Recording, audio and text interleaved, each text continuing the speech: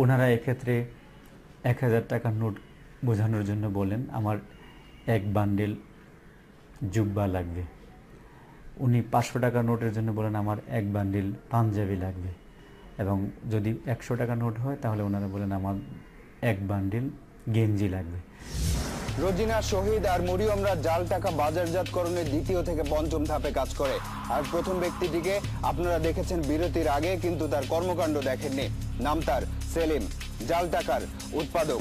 এই সেলিমের কাছে আছে টাকা বানানোর যন্ত্রটি। এবার আমরা জাল টাকা উৎপাদনের পুরো প্রক্রিয়া দেখব।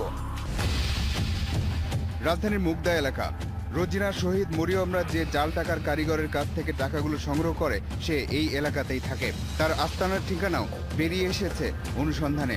সেই আস্তানায় জাল বা নকল টাকার কারিগর সেলিমের মুখোমুখি তালাশ টিম। সেলিমের মুন্সিয়ানা এমন পর্যায়ের যে সে এখন 2 পদ্ধতিতে নকল টাকা বানাতে পারে।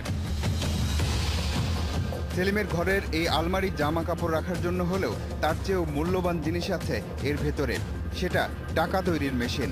দেখা যাক কিভাবে এই মেশিন দিয়ে সেলিম 500 ও 1000 টাকার নকল নোট বানায়।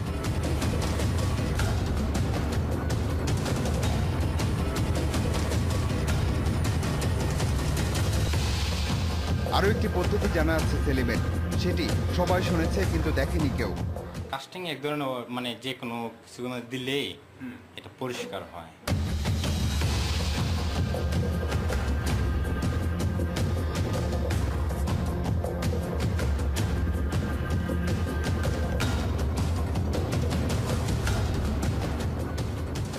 সেটার মধ্যে এটা জাল দিচ্ছি, জাল দিয়ে এটা পরিষ্কার করে শুকায়া তারপরে এটা বোর্ডে বসাচ্ছি।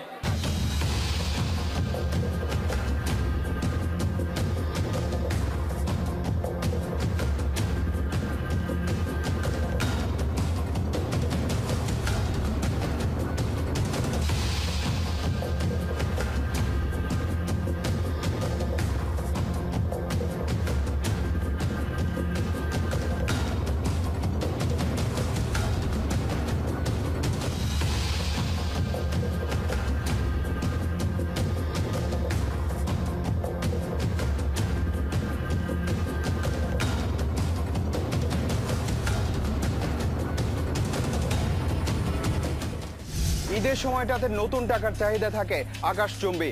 এবারের ঈদেও কয়েক হাজার কোটি টাকার নতুন নোট বাজারে আসছে বলে আমরা জানতে পেরেছি। সাবধান থাকবেন, এসব নতুন টাকার মধ্যে নকল বা জাল টাকা ঢুকে আপনার কাছে যেন চলে না আসে।